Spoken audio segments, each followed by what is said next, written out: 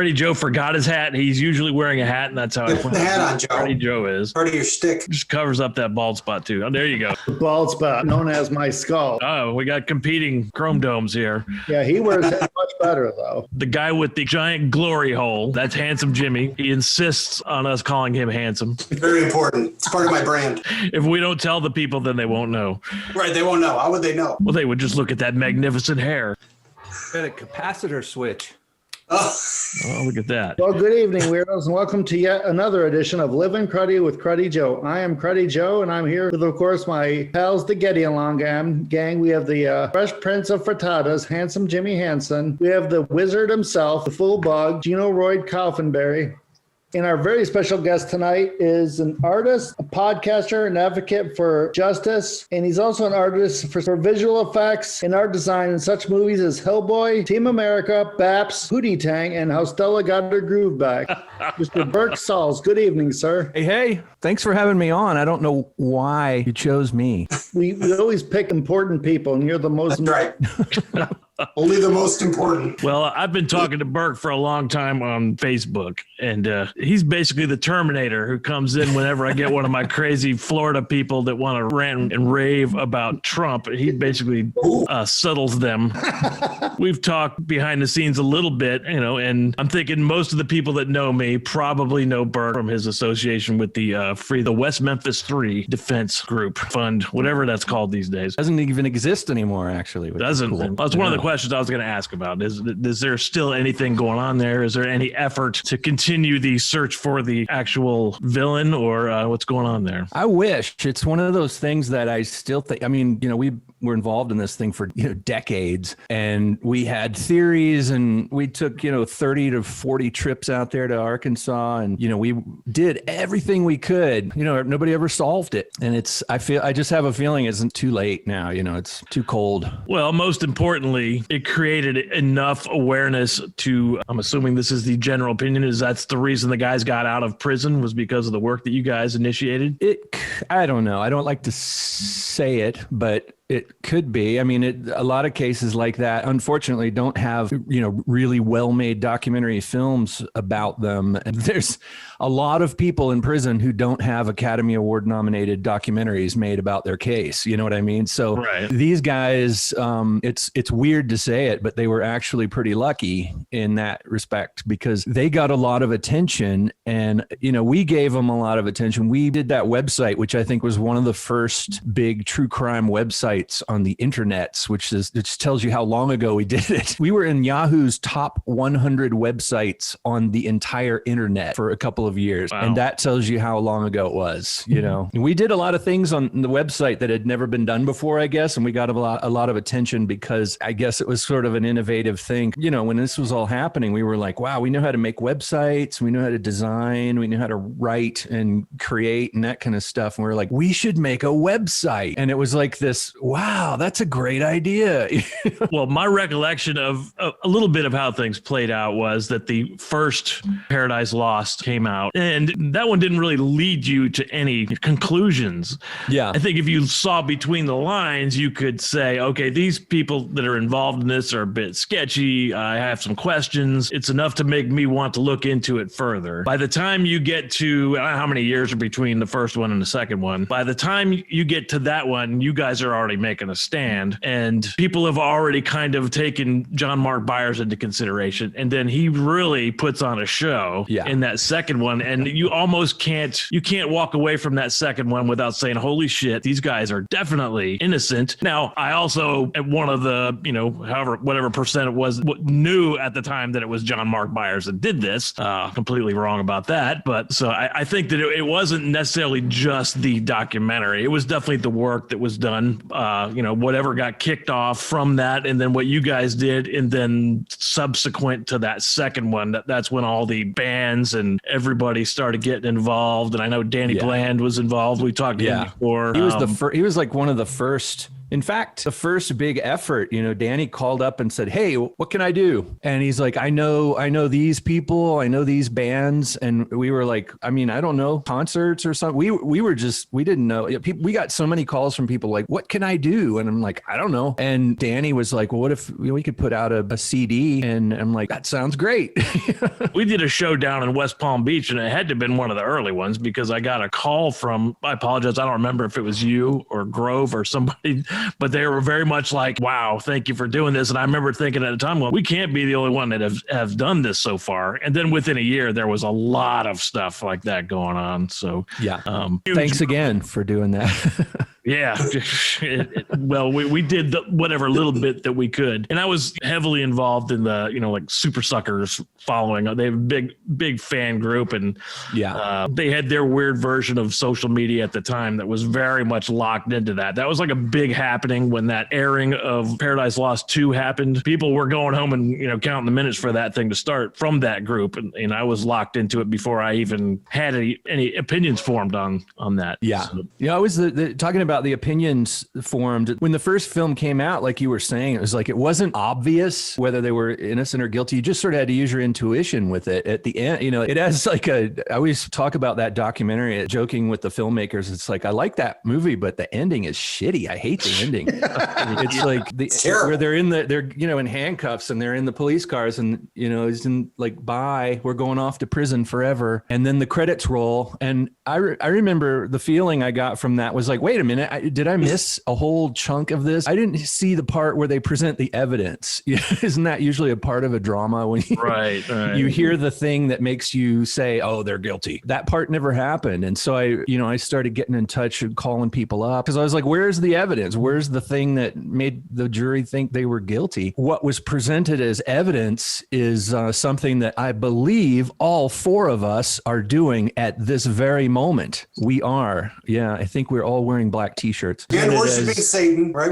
We're silently worshiping Satan. That was presented as evidence. They brought in a garbage bag and they opened it up and they were showing concert t-shirts, black t-shirts. The jury was like, oh my goodness, like who would wear that? It says Slayer on it. That means killing and Megadeth. That's horrible. And, they read the lyrics of Don't Fear the Reaper, FM radio staple of all time to the jury. And the jury reacted with, gasps and their eyes were tearing up. Like, how could somebody who listens to that not be a murderer? That's what I found out when I started making phone calls and asking people, where's the evidence part of the story? And I talked to attorneys and I talked to the investigators. I talked to parents of the victims. I got to be friends with them and nobody could point to anything, So it was like, okay, there's no evidence. There's black t-shirts, which I have a similar sized garbage bag, and they like to draw monsters. And, Jason was drawing, skateboard graphics and stuff. And I'm like, God, my drawings are like scarier than his. I'm sure this has been brought up with you, Burk, but at the time of the first one, it's that other thing that HBO was running about the vampire kids up in Southwest Kentucky was running. And there was a character that was easily confusable with Damien. And those guys were guilty. Well, there are guilty people, That's definitely. It's like so many times I got accused of like, you think everybody should be freed from prison and all these baby killers ought to be free. And I'm like, no, that's the opposite. I don't think baby killers ought to be free. That's why I think they should continue to investigate these murders of these 3 children.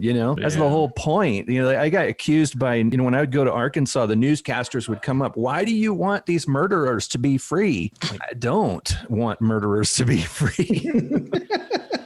Yeah, well, when you deal with that, it's a lot like what you're dealing with now, and the whole attack on the Capitol thing. Yeah, whatever skills I have at hitting somebody on the interwebs came from my time with the West Memphis 3 thing. We used to have this is before social media, but we used to have chat rooms and discussion forums. And if you watch that, I think it's in the second film. There's a scene where we used to actually, I don't know if anybody's ever done this before or since, but we used to have real-time chat chats with Damien on death row on the internet, where we would call him, we would read him the questions that people were asking, and then he would answer and I would type in the answer, and they never busted us on that. And we said, we're going to do it until something happens. And we hope you don't get in trouble. And he was like, I don't care if I get in trouble. I love doing that. How much more trouble could he get in, right? Yeah. Right? He's like, what are they going to do? Lock me up on death row in Arkansas? Yeah. Well, no, we really mean it, mister. Yeah. Last thing we can have for you, son, is to find out that you're innocent by way of the internet. Yeah. We're going down from 3 flushes a day to 2 flushes a day for you. No, I'll tell you what's funny. I went there. I mean, you expect certain things when you go to maximum security prison in Arkansas. One might expect something when one enters a place like that. If you're a person from Hollywood, California, we got attacked quite a bit and death threats and all that stuff. I remember, when we would go into the prison, there was a little bit of fear, how's the prison staff going to react? They were so cool to us. I remember one guy, there was a warden at one of the prisons who, had this attitude, and he came up to me and he goes, I don't want you to tell anyone what I'm about to tell you. I want this guy out of my prison. He does not belong in here. He's not a criminal. He doesn't belong. And another person in another prison came up and basically said the same thing. He's like, these boys don't belong in here. You need to get them out of here. Okay. Well, it's unfortunate that those guys couldn't have been witnesses. No, I only had the opportunity to meet him one time, and it was kind of by accident at a trade show that I was working at in Atlanta. Oh. He was still fresh out. Yeah. But he was making the rounds. He had a book, I believe, at the time, and they visited the table prior to the show opening. And I was like, holy shit, it's Damien Eccles. And I immediately whipped out the CDs that we had put out in support of the whole case. And then they were very interested, and they were like, okay, give us a couple minutes to walk the room. We're going to come back and we'll spend some time and talk to you guys. And the guy from Marilyn Manson, what's the bass player's name? Yeah. Twiggy shows up, and they were gone. I never saw him again the whole time. I hung around with a bunch of rock stars because of this thing. Got to be pals with Henry Rollins, and I got some of the weirdest phone calls in my life from people who called up, and I'm like, come on, it's not really you, Right? Yeah. Well, I had some questions about some of the characters from the legal side of things. If you had any updates on where they stand now, one of them is David Burnett. Did he go on to become? I know he was a DA at some point. I think he's retired now. I haven't heard from Judge Sleepy Burnett, who would literally take naps during testimony and open his mail. We saw one of the post-trial hearings where the defense attorney just stopped talking, and Judge Burnett was there. He's like this with like doing something, and the attorney stopped, and Burnett goes, and the attorney said, we're just waiting, Judge, until you finish looking at your mail. Is everything okay? That's how it was. Burnett was biased. He didn't like these teenagers. He had a political stake in them being guilty, remaining guilty, and never coming out. Yeah, there was a lot of that too, because if they were wrong, then suddenly the police is wrong, the prosecution is wrong, the judge is wrong, Arkansas is wrong, and the silly California people were right. They can't have that. Can't have that. Yeah. Well, that's a representation of American justice across the board, really. And I wasn't quite as familiar with all those processes. I've never gone to prison or been in a major court case or anything like that. And I learned a lot about that from paying attention to the West Memphis 3 case. And boy, so did I.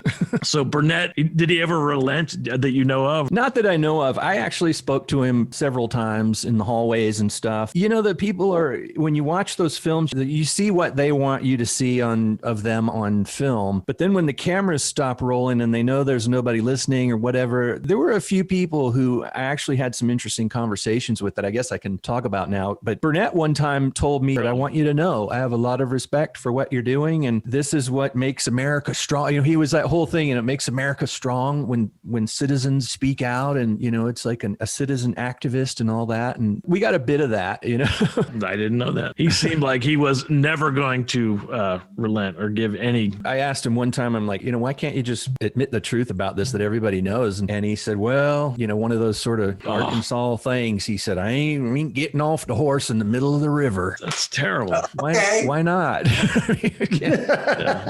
Ain't changing horses in the middle of the. You get on a better horse. Or if the other horse was a murderer, maybe. Yeah.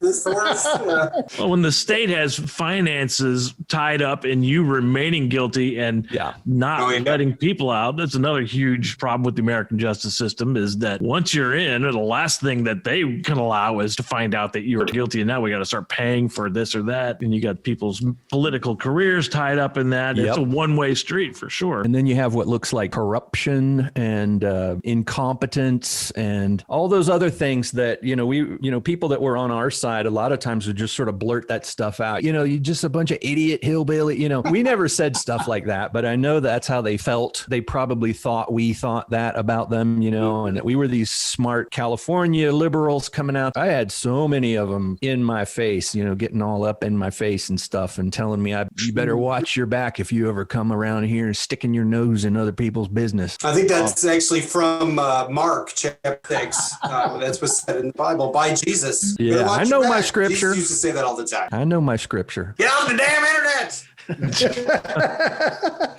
Well, we're all outside of Nashville, so we're a couple hours from that. Yeah. I'll be honest, when I visited West Memphis, I felt like I was on another planet. Even from here, it was not the same. Very unusual place. Yeah. We think back on it when we were making so many trips and we made so many great friends, actually. I keep joking with Jason and Damien. It's like, God, I miss you when you guys were locked up, we had so many cool friends, and we would make all those flights out to Arkansas. It was so fun. Rent a car and go to the prisons, Let me go yell at everybody. Was that magic?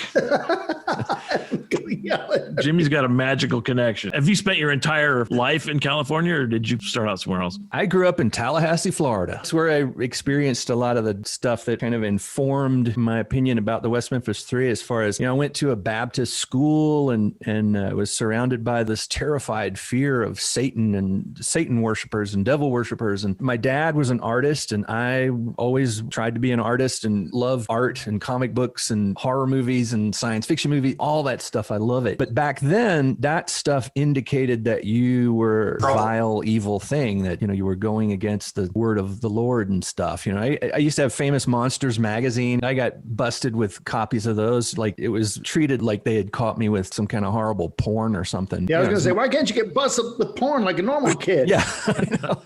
I knew what that felt like, So how did you end up in the whole Hollywood movie art game? I'm still not there. I'm still trying to get into it. I'd come out to LA a few times for like Fangoria weekend of horrors and some conventions and things like that. And, went to Forey Ackerman's house and just, the whole thing of just being in love with movies, and decided, I need to be there. And it took a while. It's not easy to get into the business, but if you don't take it too seriously and work your ass off and accept the fact it's going to be a bit of a nightmare until you finally get in with the right people and the way things line up every once in a while. I did props. I was a prop maker, designer, conceptual designer for a couple of decades, and had some really great, mentors and things like that. Well, do you want to share some of the movies you worked on and what stuff that you did? Yeah, I worked on a lot of TV series. I worked on some kid shows a long time ago for Nickelodeon, and I worked on some crime type shows like CSI and Crossing Jordan, and worked on a bunch of little bits here and there on things. But then I've done a bunch of things on a couple of things like Hellboy and Team America. And I can't remember. I have to check my IMDb. If you create a world, you have to create everything in the world. If you want a pencil on somebody's desk, you have to make a tiny 1/3 scale pencil. You can't just go buy a pencil. We had garbage in Team America, and we had to make tiny garbage to make a little tiny banana peels and tiny empty rotten packaging. Are the rumors true that you were the guy that painted the dick on Little Mermaid box art? Who told you that? I did not do that. I pointed out sucked that dick to many of people, I'll have you know. Oh, thank you. But I didn't do it. So you have your podcast, Cinemondo. You guys do something that appearance-wise is similar to what we have going on here. But you guys start up a conversation and just maintain that. And that looks like what we're doing now. But in the end, when you see this is just chopped up for highlights. When you approach that from the point of we're going to do a conversation and try to keep the entire conversation interesting from front to end, is that a huge challenge? I think we just sort of said, you know what, let's just wing this. We've all been friends forever. You know, we go way back, Mark and Kathy and me. So we've been having movie night forever. And we always talk about this stuff. We all are sort of a little bit obsessive about it. We all, work in the industry. I just said, if we're going to do this, we should just do it and just let whatever happens happen. I'm trying to squeeze in catching up on Paradise Lost and catching a couple episodes of Cinemondo. I watched the Nixium episode because I followed that on HBO, which was a great episode. It was very interesting. And then I discovered that you had a flip side, the Star Trek, but I didn't get to listen to any of that. I don't know if that was your baby. Yeah, I just love Star Trek. I love what I love about it. I go on these Star Trek websites and I listen to these Star Trek podcasts and stuff, and they seem to like stuff about Star Trek that I'm not really interested in. I kind of like other stuff about it. I work in production. I've worked on a zillion things, and I tend to watch things with an eye of somebody thinking, like, how did they do that? How did they get that effect? And it's just a brilliantly produced show. That's another show where you had to make everything. I love those kind of challenges. I'm a big fan of the original Star Trek series, Yeah, but I was going to point one. out that we've had arguments in the past on this very show because Jimmy is a huge Star Wars nut. And, Which I also love. You can do both, Gene. Yeah. Then why don't you do both, Jimmy? The Star Trek is terrible. Oh, you're fired. I always loved identifying some of the weird stuff they use in the original one. And you would see it sometimes they had the little twin-headed microphone that would be some kind of radiation thing or whatever. In that one episode with the dog made up with the horn. With the antennas on the puppy. That's great stuff. How can you watch that and not be like, holy shit, this is the greatest thing ever? Because you've seen Star Wars, maybe? I don't know. I have a graphics lightsaber over there that I made with parts that one of the original prop people helped me score. The thing that they shoot when they go to the prison level and they're blowing out the cameras.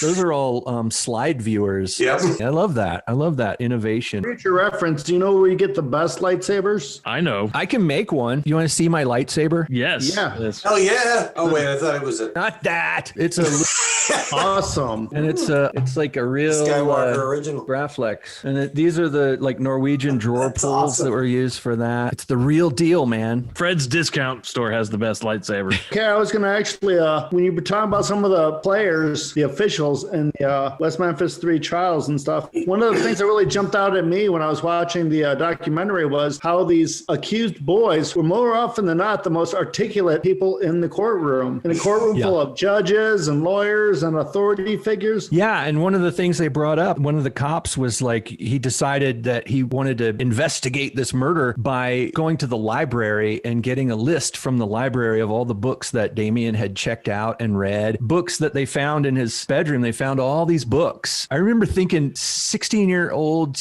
reading book, going to the library, buying books, should give him a medal, Yeah, right.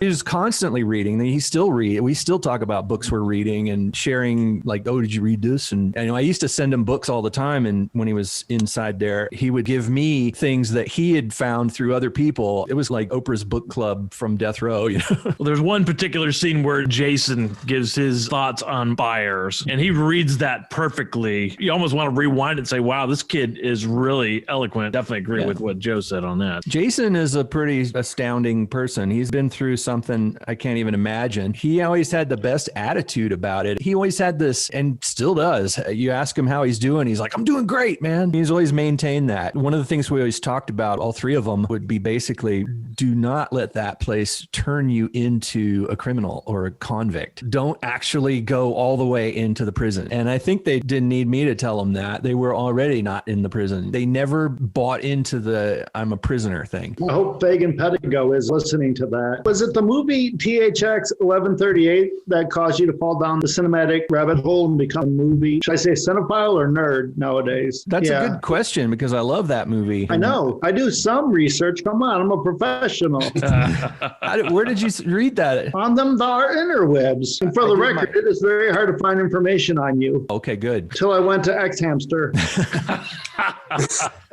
So we got your I thought you were going to say it's hard to find information. information on you until I went to the internet. That movie I love that movie. I think that's a great piece of work. It's a weird movie about the future because if you were to go into the future, it would be weird. You know, we wouldn't recognize it.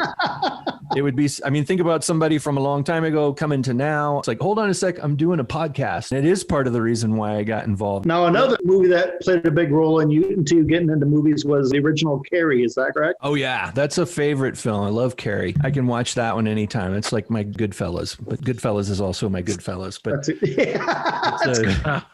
Carrie, I think, is a perfect film. We always talked about, are there perfect movies? And there are. You know, there's some movies that I can't think of one thing I would change about it. Even that high-speed, goofy music, the guys getting their suits for the prom. I love that in classic. that movie. To me, it's just a heartbreaking film because, you know, you got this crazy mother who's telling her all these horrible, ridiculous things. And at the end of the film, it turns out the mother was right. That to me is the horror part of this film. And at the end, when the mother tries to kill her, it's like, it's probably a good idea. Dealing with the Benefit album, there was a lot of big names involved. Was there a lot of egos clashing, or did everyone kind of swallow their own ego to focus on what's important? Not that I was aware of. You know, they don't have to do this. They also may, in fact, be tainting themselves a little bit by getting involved in a case like this. And they did it anyway, you know? No, I have tons of respect for all those people, and they were all very cool. During that Henry Rollins one that they did, Henry Rollins did another one. It was all the Black Flag songs. And he basically asked us, he's like, who are some of your favorite musicians and people that you want to see on this record? Almost like he was challenging us, like whoever we would name, he would be, I know them, I can get that, you know, make that happen. And he picks up the phone and it's like, yeah, he'll be there. And it happened. We just named a few people, and he, you know, the next day he says, okay, we got him. You should have asked him to get Sammy Hagar and David Lee Roth to do a duet. Yeah. Oh, on a personal note, are any of those posters you made for sale, specifically the Clockwork Orange poster? Oh, I'll send you one. I can send you one. Be sure. I don't want to, I'd rather give to the cause, but. Oh, okay. $10,000.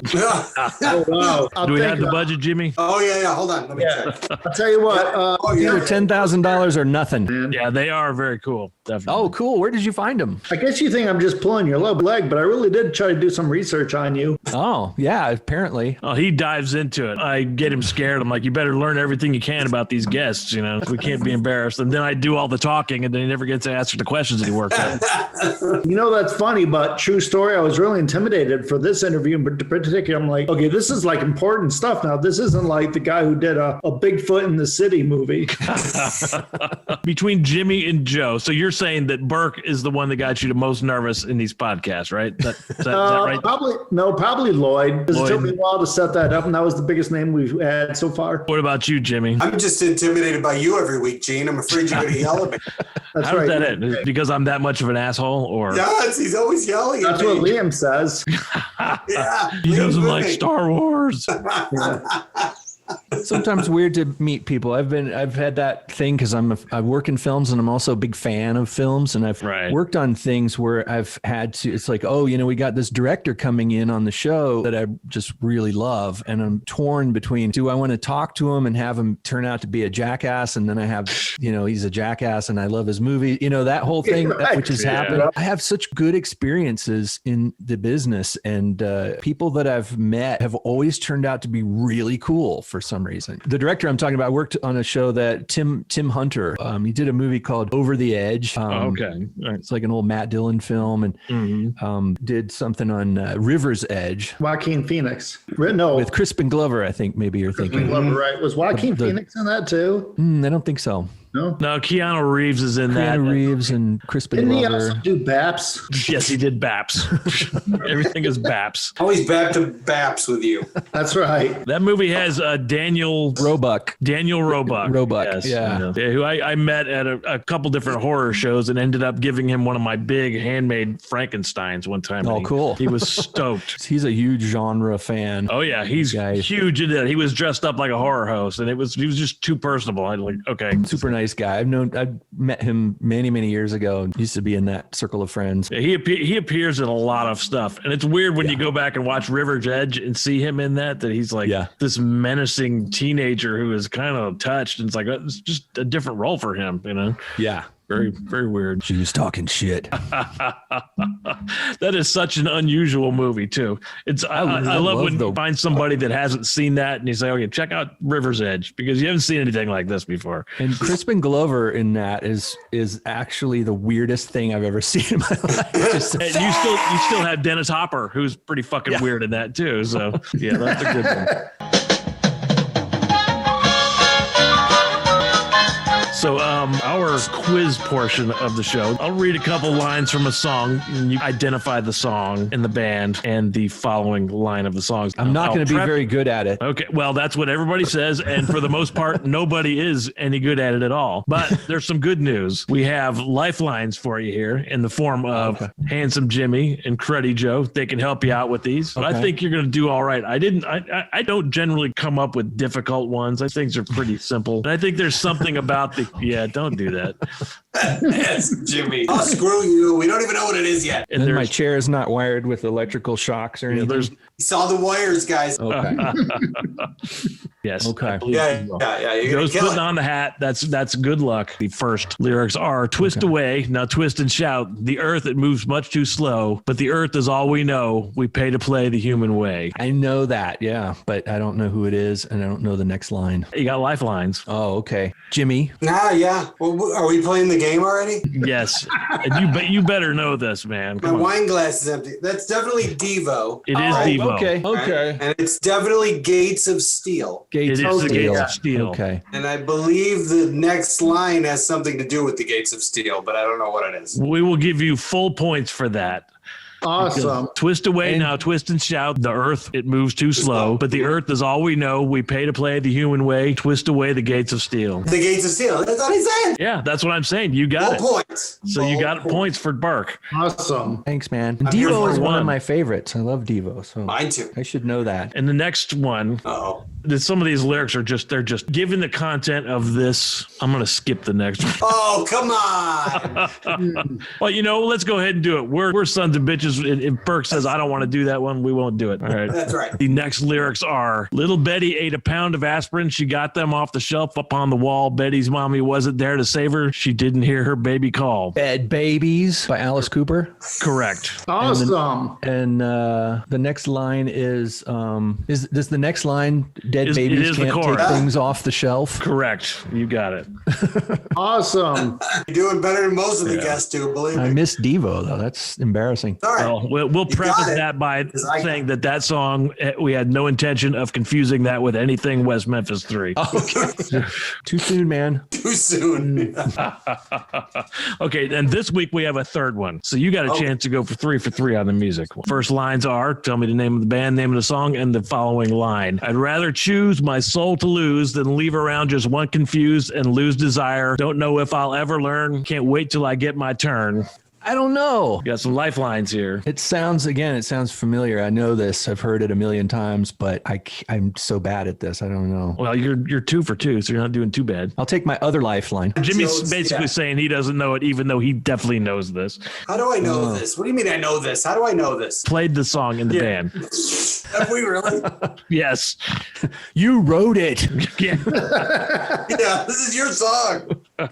Jimmy wrote it. Is it Ooh, Heaven is a Place on Earth? Can I read it again and then you can think Yes. about it this time? Right, yes. Okay. I'd rather choose my soul to lose than leave around just one confused and lose desire.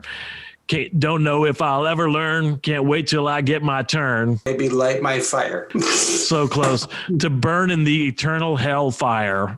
Born with What the tail song by the is that? Super Suckers. Oh, sad boy. Okay. Should I know didn't that. sing that one. I just played bass on it. I got to change the delivery on these. If I could sing, I would sing them. But good news is you got 2 out of 3, which is fantastic. Yeah. And you could totally make up for that in the identifying the movie quote portion of this. We got 2 movies this week. Both of these are readily identifiable. The first the quote, average I will just say intellect. the quote and tell me what the movie was. And if you know who said it, the first quote is, "What's a mook?" It's another one. I feel like I should know it, but I just out of context, I don't know. What's a mook? Does that help? Yeah, but no, I don't know. I was going to say Mean Streets. It is Mean Streets. And I was going to say it's Robert De Niro. It is Robert De Niro. And I'm still wondering what a fucking mook is after all these years. Jimmy's a mook. Hey, Liam, take a shower. Here we go. Yeah, take a shower, you knucklehead. Here we go. Okay. Must be 8:30. Last of the movie quote questions. This will be pretty close to being a record. The quote for this one is, "The Knight Rider, that is his name. Remember him when you look at the night sky." Oh, yeah. Mad Max. And it's like the toe cutter or the... It is the toe cutter. The toe cutter. Okay. Nice. So you got that one as well. 4 out of 5 is outstanding. We usually get about 1 out of 5. I worked with Vernon Wells on a show. Really? Super nice guy. Awesome. Can you give us your best Werner Herzog impersonation? I can do that. All But right. you know what I'm going to do is tell you one time that I had an experience with Udo Keir, who I met, who speaks very much like Werner Herzog. And, hello, what is your name? And I tell him, and he's like, oh, interesting name. Where are you from? And I tell him I grew up in Tallahassee, Florida. He says, oh, my goodness, I've never met anyone from Tallahassee, Florida before. That is fascinating. Can you tell me a little bit about what is the Tallahassee like, if you could? I've never met anyone from Tallahassee. Did you really say the Tallahassee? Because I think it's maybe the place is called the Tallahassee. I don't know. Yes, it is. It is called the Tallahassee. Could be. Excellent. But that's excellent kind of job. Werner Herzog, That right? was one of the best Herzog impressions I've heard yet. Yes, we usually just get people shouting like an angry German. I think that we've had our most complete quiz response of any. But It set the standard. Yeah, we're going to call him the champion for right now. the champion. McNasty, what would you do if you knew you wouldn't fail at it? I'll give you 3 answers. Number 1, grow up. Number 2, be Batman. Number 3, jump out of an airplane without a parachute and glide back down to Earth. But he still has to survive the final gauntlet. Nad Libs. Do you remember Mad Libs when you were a kid? Oh, yeah. Okay, well, our friend Joe here is an author. He authors the stories that we put together, custom for each guest, but you get to be the one who gets to choose the nouns and the adjectives. The words. Oh, okay. Yeah. You can submit that to Hollywood for a movie. I'll do it. All right, I need a mode of transportation. An electric bike. Your favorite video store. God, I can't remember what it was called. I'll just say it was a place called Movies Worth Seeing that I used to work at. Your favorite Hugh Jackman movie. I don't know, where he played the musical guy. I just want to say Wolverine, but Yeah, that works. That's a Hugh Jackman movie okay, Wolverine. starring Udo Keir. Another name for porn. Like Stag Films, right? There you go. A synonym for short. Diminutive. Gene can't say that. I can't spell it either. A large animal. California giant sloth. I mean, you can definitely sell this to Hollywood. We can get Brian Trenchard Smith to make this movie. He'll direct it. $100, he said. He will definitely direct it for $100. He already agreed to it. A beverage of your choice. Kombucha. Kombucha. Tangy. We have ourselves a story here. I will embarrass myself in attempting to read it. The name of this story is Burk Rents a Movie. One day, after exhausting all his streaming and porn options, Burk decided that he would go rent a movie. Burk hopped onto his electric bike and headed to Movies Worth Seeing. While perusing their wares, Hugh Jackman came up to Burk and handed him a copy of Wolverine. Rent this for your podcast, he said, and give it a 6-star review. We don't rate movies like that, Burk said, tossing the DVD over his shoulder. I wasn't asking. I'm demanding it, Hugh Jackman said. I'm Hugh Jackman, and what I say goes. Here we go. Hugh Jackman thrust the movie back into Burke's hand, who immediately tossed it over his other shoulder. Hugh, is that you? Both men turned to see Peter Jackson lumbering in the aisle. He carried 6 of his own movies to rent. From the other end of the aisle, the creeping Cruds were making their way to the stack films in the back. Oh, my God. Because we like stag films. Hugh, Peter said, you make a great hobbit. I'm Hugh Jackman, he replied disdainfully. I don't play hobbits. I play a hobbit, McNasty said. You're too diminutive, Peter Jackson replied, so the Cruds rented their scat porn despite having seen it all before twice. Burke rented a French art film so the tattooed clerk with the Betty Page haircut would think he was cultured, and they all left. As Burke was riding his California giant sloth out of the parking lot. He saw Hugh Jackman and Peter Jackson accosting Girl Scouts trying to steal their cookies. The creeping crud stood nearby but weren't helping. Instead, they all just watched handsome Jimmy vape from his pink Sanrio pipe. Effortlessly, Bert beat the hell out of Hugh Jackman. Then he returned the cookies to the Girl Scouts. Unfortunately, while Burke's back was turned, Peter Jackson snuck up and smacked Burke over the head with his 8-disc collector's edition of the Lord of the Rings box set, knocking him out. The cruds eventually left to go watch porn and Star Wars. The police arrested Hugh Jackman and Peter Jackson after thoroughly tasing them both. Handsome Jimmy, however, was picked up by his mother. She led him to her car by his earlobe, scolding him the whole way. Vaping is for sissies, she said, and porn is of the devil, but I should just watch it first to be sure. When we get home, young man, she continued, I'm going to bust your bottom. Dejectedly, Jimmy got in the car, fearful that his bottom was going to be busted. When Burke regained consciousness, he discovered the police had brought him home. With a sly grin, Burke sat on his couch and opened a can of kombucha. Burke then began his Polly Shore marathon, putting on the first disc of 7 Blu-rays he had stolen from the video store. The end. So I'm the hero of the story. Yes. I think so. It's hard to tell.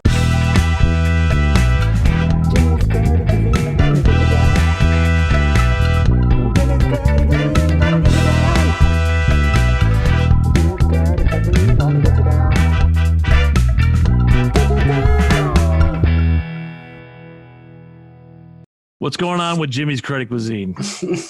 Well, I made a frittata. You guys saw that, right? You saw the pictures of Yes, it had duck fat. creaming in his jeans over my frittata. It was delicious. But I got to tell you, these kids in my house, all they do is bitch and complain about having had the same dishes all the time. They're always getting the same every week. So I need help, Gene. Okay. I need the people to tell me what I should be making. I need some new ideas, some new recipes. So is this kind of a challenge? Maybe. I don't know. I'm asking for help. I need help. Okay, well, this will be the challenge. We'll get the usual crew that watches the show to challenge Jimmy to make something, and we'll see if we can get Jimmy to do these, if not once a week, every couple of weeks. I need help. Do you have anything that you would like to share or promote or talk about before we let Joe close up? Yeah, thanks for mentioning the podcast. That's a thing that people might like. It's movies and stuff. Cinemondo, if he's not going to Cinemondo say it. Podcast. You heard it here first. Go check out Cinemondo and listen to every episode. Turn this show off. Go listen to it.